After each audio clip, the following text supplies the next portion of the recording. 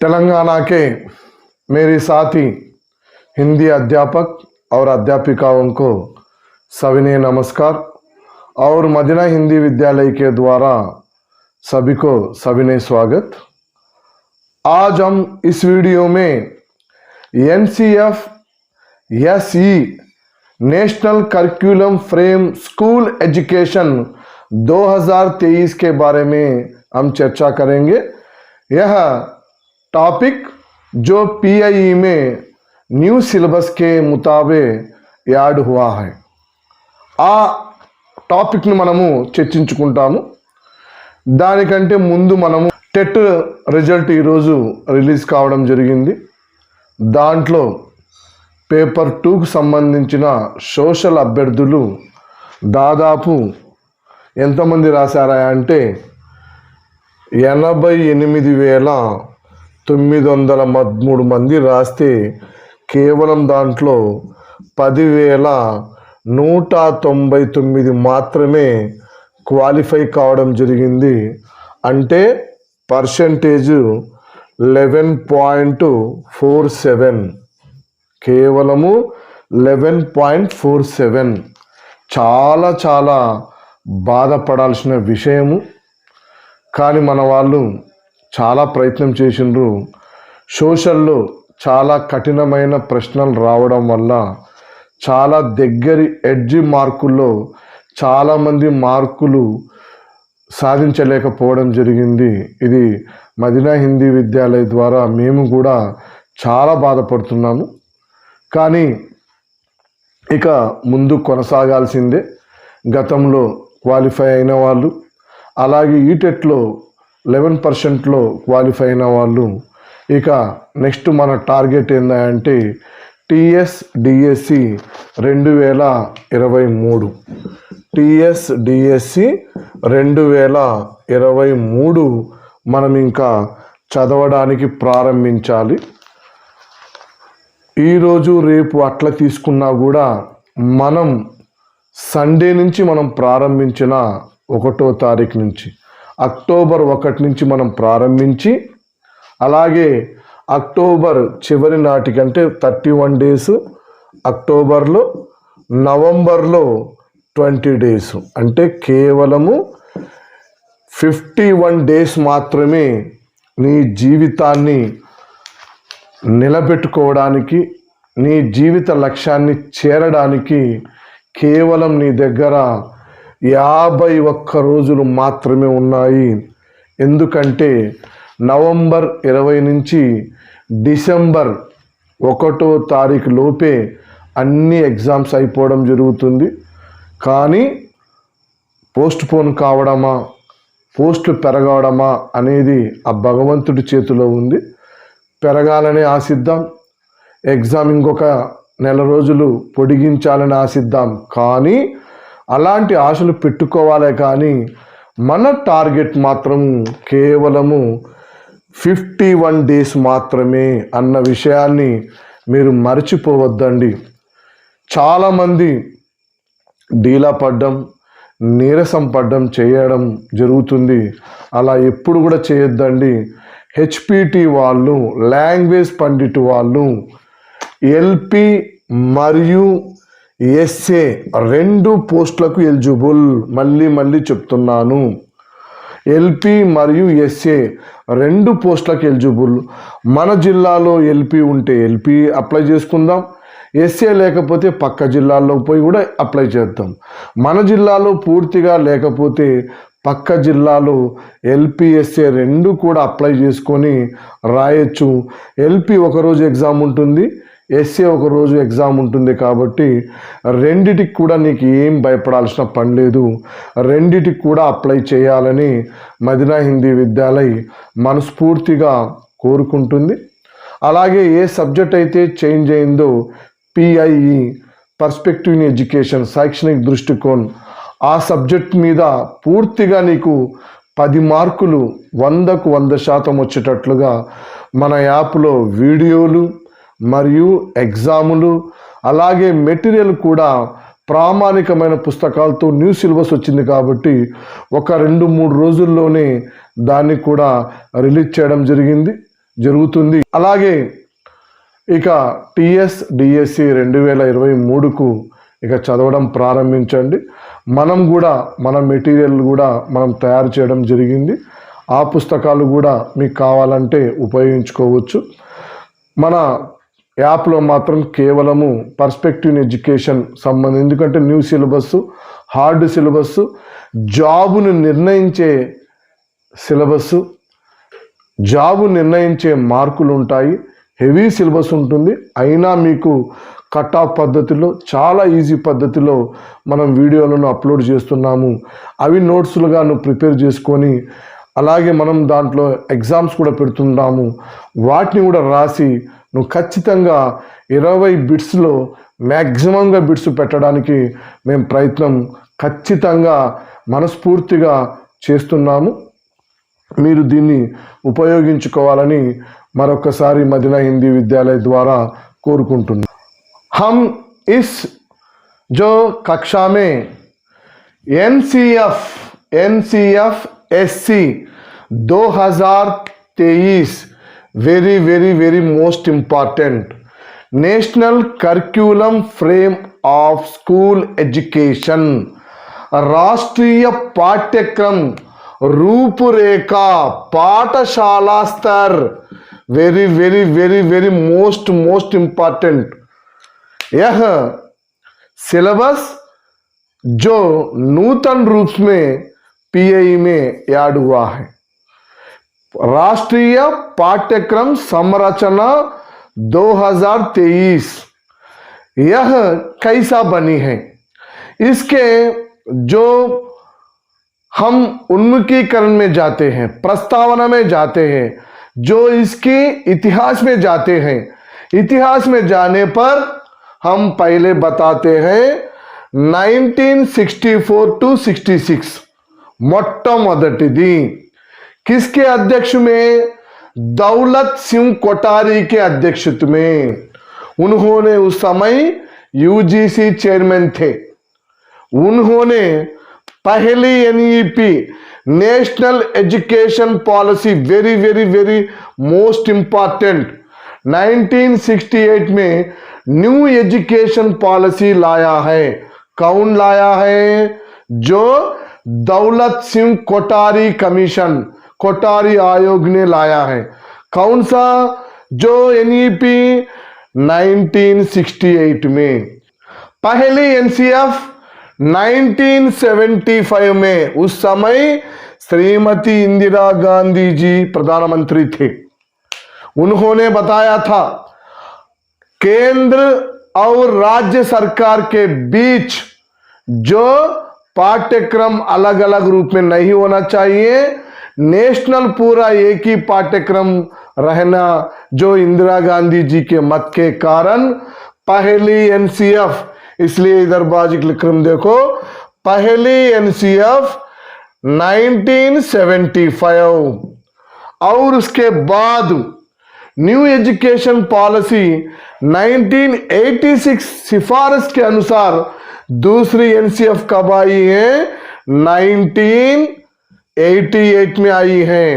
रेंडव पाठ्यक्रम संरचना 1988 में आई है। और उसके बाद तीसरी एनसीएफ 2000 में आई है, लेकिन यह आचरण में ना आया।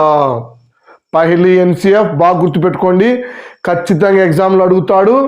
पहली एनसीएफ कब आई है? 1975 में। किसके सिफारिश के अनुसार? 1968 न्यू एजुकेशन पॉलिसी किसने दिया? कोठारी ने दिया, दौलत सिंह कोठारी ने दिया। और दूसरी एनसीएफ कब आई है? 1988 में। किनके सिफारिश के आधार पर? 1986 न्यू एजुकेशन पॉलिसी के सिफारिश के कारण दूसरी एनसीएफ आई है। और तीसरी 2000 में आई है, लेकिन आचरण में नहीं आई है। और बाद में यशपाल के अध्यक्ष में वेरी मोस्ट इंपॉर्टेंट, आज दुनिया में हमारे पाठशाला में जो राष्ट्रीय पाठ्यक्रम संरचना चल रही है, किनके अध्यक्ष में चली है? यशपाल के अध्यक्ष में चौथा जो आई है एनसीएफ 2005 हो गया है। 2005 चल रही है, अभी चल रही है हर प्रदेशों में। लेकिन जो 2015 में TSR सुब्रमण्यम के सिफारिश के कारण जो NEP 2020 आई है, वेरी वेरी मोस्ट इंपॉर्टेंट, यह NEP न्यू एजुकेशन पॉलिसी 2020 जो कस्तूरी रंगराजन के अध्यक्ष में आई है। यह अध्यक्ष में आने के इसके अंतर्गत इसके सिफारिश आज हम 5वां NCF यहां आई है, उसको कहते हैं NCF-SC national curriculum frame school education 2023 आई है। यह 5वां है, वेरी वेरी इंपॉर्टेंट। पहला NCF 1975, दूसरा 1988, तीसरा 2000, लेकिन आचरण में नहीं है। आज दुनिया में, आज हर पाठशाला में यह पाठ्यक्रम चल रही है 2005 यशपाल के अध्यक्ष में, लेकिन इसमें बदलाव ड्राफ्ट कॉपी आई है 2023 NCF, और कुछ दिनों में यह पाठ्यक्रम सभी भारत में सभी हर पाठशालाओं में यह आचरण अमल हो रही है, होने वाली है ही है। इसलिए जो अब तक कितने पाठ्यक्रम जो राष्ट्रीय पाठ्य समरा 5, पहला 1975, 1988 और 2000, 2005 और 2023। यह 2023 में कौन अध्यक्ष है, इसमें कौन सदस्य है, इसमें कैसा पाठ्यक्रम लिखी जा रही है, यह ड्राफ्ट कॉपी के बारे में हम चर्चा करेंगे। जो NEP 2020 जो 20 में बताया गया है कस्तूरी रंगराजन के अध्यक्ष में, इन्होंने जो NEP 2020 आचरण का पहला प्रदेश जो Karnataka very very most important, जो NEP आचरण करने वाला पहले प्रदेश कर्नाटका है। NEP 2020 में बताया गया है जो 4 पाठ्य संरचना होना चाहिए, very very very very most important. NEP 2020 के बारे में हम अगले वीडियो में अच्छी तरह समझाते हैं, लेकिन उनके सिफारिश के कारण NEP न्यू एजुकेशन पॉलिसी 2020 के अनुसार 4 पाठ्य संरचना होना चाहिए, वेरी वेरी इंपॉर्टेंट। एक NCFECCE national curriculum frame early child care education, और दूसरा NCF-SC 2023। हम आज इस वीडियो में उसके बारे में चर्चा करते हैं। National curriculum frame school education 2023 में, और national curriculum frame teachers education, टीचर्सों के बारे में, और बाद में national curriculum frame adult education, very very प्राउडों के लिए। इस प्रकार हमारी भावी आने वाले जो खतरों को, भावी आने वाली समस्याओं को अधिगम करने के लिए, डिजिटल में आगे बढ़ने के लिए जो NEP ने जो 4 पाठ्यक्रम संरचना तैयार की है, हम उसमें केवल आज NCF-SC 2023 के बारे में चर्चा करेंगे।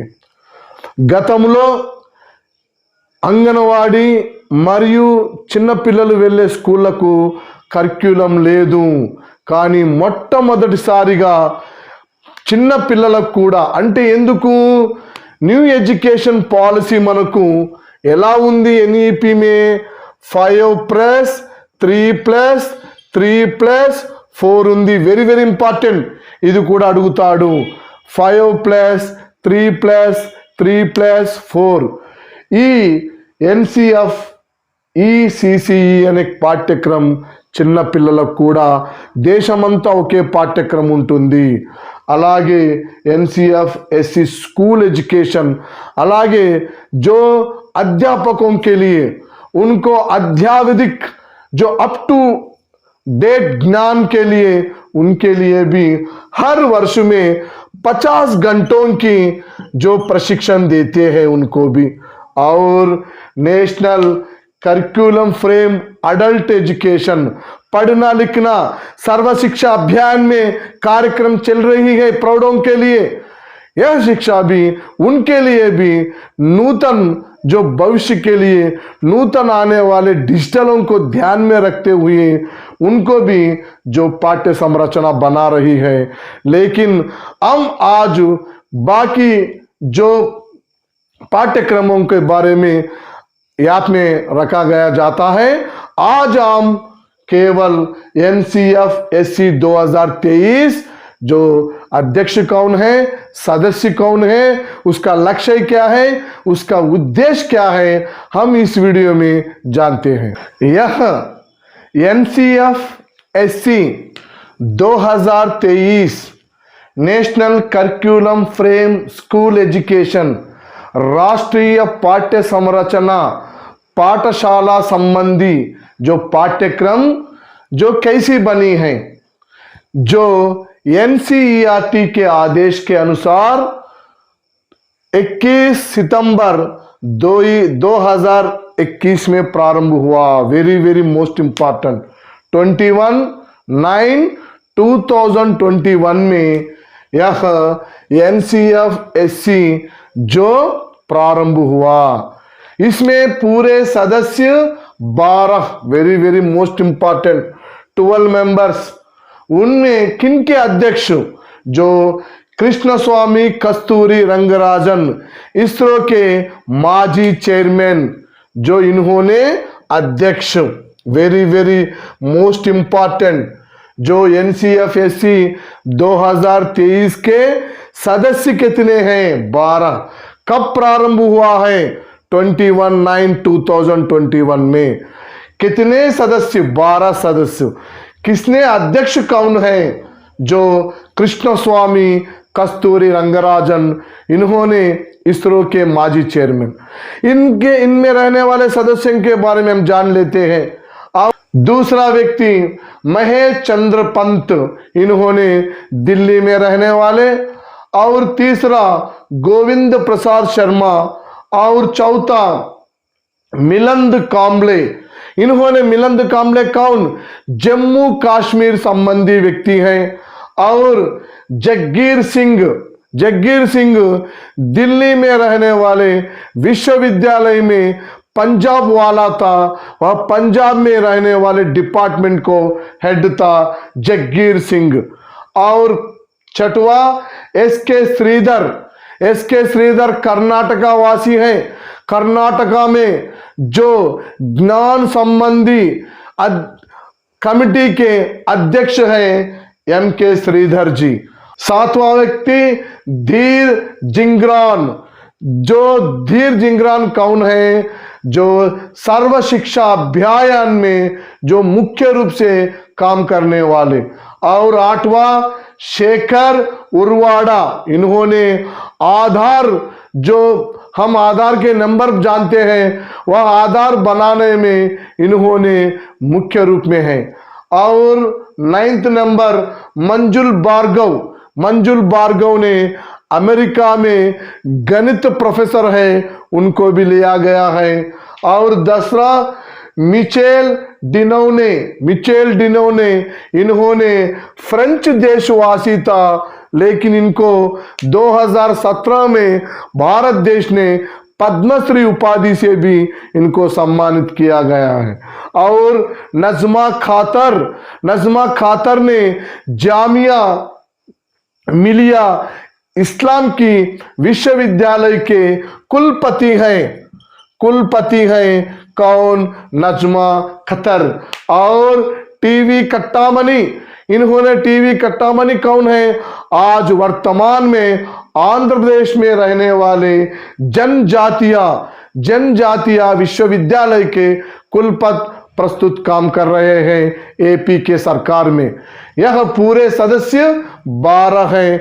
इन 12 के बारे में भी जरूर पूछा जाता है, इसलिए और एक बार देखिए, कृष्ण स्वामी रंगराजन अध्यक्ष, महेश चंद्र पंत, गोविंद प्रसाद शर्मा, मिलिंद कांबले, जगीर सिंह, एसके श्रीधर जी और धीर जिंगरान, शेखर उरवाड़ा, मंजुल भार्गव, मिशेल डिनौने, नजमा खातर और टीवी कट्टामनी, इन 12 लोगों से NCF-SC जो स्कूल एजुकेशन जो 2023 ड्राफ्ट कॉपी बनी हुई है, ड्राफ्ट कॉपी तैयार हिंदी और सभी प्रदेशों में उनके मत भी लेकर फाइनल डिसीजन लेते हैं। लेकिन परीक्षा में यह इसके संबंधी एक प्रश्न जरूर पूछा जाता है, ఖచ్చితంగా మనం నేర్చుకోవాలి। అయితే దీంట్లో ఇక దీని యొక్క ఉద్దేశాలు ఏంటివి, దీని యొక్క లక్ష్యాలు ఏంటివి? यह NCF-SC 2023 पाठ्यक्रम बनी रही है। यह पाठ्यक्रम किन के लिए, किन कक्षा के लिए? जो हम पहले बता दिया है 5+3+4, वेरी वेरी इंपॉर्टेंट, NEP 2020 में बताई गई है। जो यह इंत ముందు మనం ఏం చేసేవాళ్ళము, 10+2+3 ఉండేది, కానీ ఇప్పుడు NEP 2020 ప్రకారము 5+3+3+4 దీని గురించి మన యాప్లో ఒక వీడియోలో పూర్తిగా వివరం చెప్పడం జరుగుతుంది। लेकिन अब हम इस क्रम के बारे में कौन सी कक्षा आती है? पूरे कक्षा आके 15 वर्ष होता है, మొత్తం 15 సంవత్సరాలు। 3+3 6 10 15 इयर्स। एज आके आयु आके 3 से लेकर 18 तक, वेरी वेरी इंपॉर्टेंट। NEP में जो आयु कितना होता है అంటాడు, 3 నుంచి 18 సంవత్సరాలు। మొత్తం ఎన్ని సంవత్సరాల ఎడ్యుకేషన్? 15 ఇయర్స్। क्रमानुसार क्या है? 5+3+3+4। ఫస్ట్ 5 అంటే మనకు ఫస్ట్ ఏమొస్తుంది? 0 क्लास और LKG और UKG 3 इयर्स, और बाद में 1-2 कक्षा, वेरी वेरी इंपॉर्टेंट। फर्स्ट 5 ఏంటిదంటే 0 क्लास, LKG UKG। इंदाक మనం 4 पाठ्यक्रम के बारे में 4 पाठ्यक्रम में बता दिया है।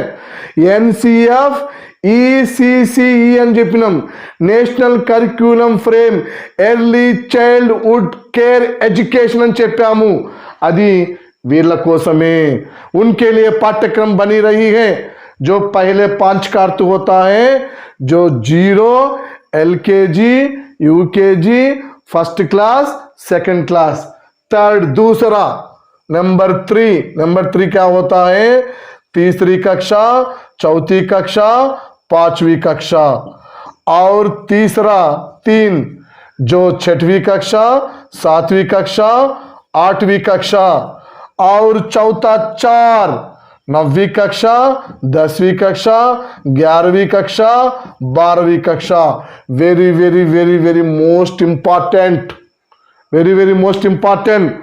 जो 5+3+3+ का सविवरण बता दीजिए हम। जो 5वां होता है आयु, मुंदे చెప్పాను 3 से लेकर 18 तक। जो कितने वर्ष होता है? पूरे पाठ्यक्रम 15 वर्ष होता है। पाठशाला का वर्ष 15 वर्ष। इसका क्रमानुसार 5+3+3+4। 5 क्या होता है? जो 0 class, LKG, UKG, first class, second class, और तीसरा 3 वर्ष, तीसरा, चौथा, 5वां कक्षा, और तीसरा 6वां, 7वां, 8वां कक्षा, और चौथा 4 रहने वाले 9वीं, 10वीं, 11वीं और 12वीं। इन पाठ्यक्रम होता है। इनके लिए पाठ्यक्रम में जो NCF SC में जो उद्देश्य क्या है, कौन से उद्देश्यों से यह 2023 NCF बनी है? यह NCF कितनी है? मल्ली मल्ली मर्चिपोद्दंडी 5वां, वेरी वेरी इंपॉर्टेंट। कितना होता है? 5वां होता है। पहला उद्देश्य होता है शास्त्रीय विचार।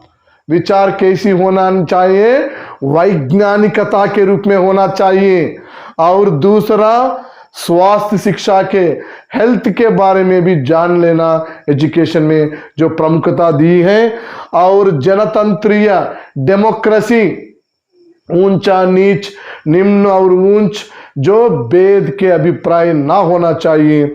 और आर्थिक में भागीदारी और सांस्कृतिक सामाजिक भागीदारी, जो सांस्कृतिक जो चल रही है आज पाठशाला में, एक श्रेष्ठता की भारत और कला उत्सव, एक भारत श्रेष्ठ भारत जैसे अनेक कार्यक्रमों के द्वारा एक प्रदेशों के दूसरे प्रदेशों की मिलाते हैं। जो आंध्र प्रदेश ने और उड़िया और तेलंगाना, पंजाब से इधर अलग अलग प्रदेशों में भी जो छोटे छोटे जो कार्यक्रमों को द्वारा मिलाई जाती हैं। और सांस्कृतिक सामाजिक भागीदारी भी होना चाहिए। और लक्ष्य क्या है? पाठ्यक्रम होना चाहिए।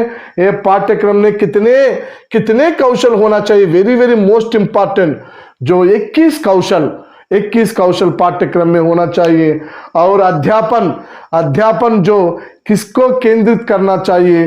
छात्र केंद्रित के, छात्र के स्तर के अनुसार, छात्र के मानसिक स्तर के अनुसार जो अध्यापन चलना चाहिए। और तीसरा मूल्यांकन में दबाव ना होना चाहिए। उन्होंने स्वतंत्रता पूर्व से मूल्यांकन लाने के लिए कुछ नियम बनाने हैं।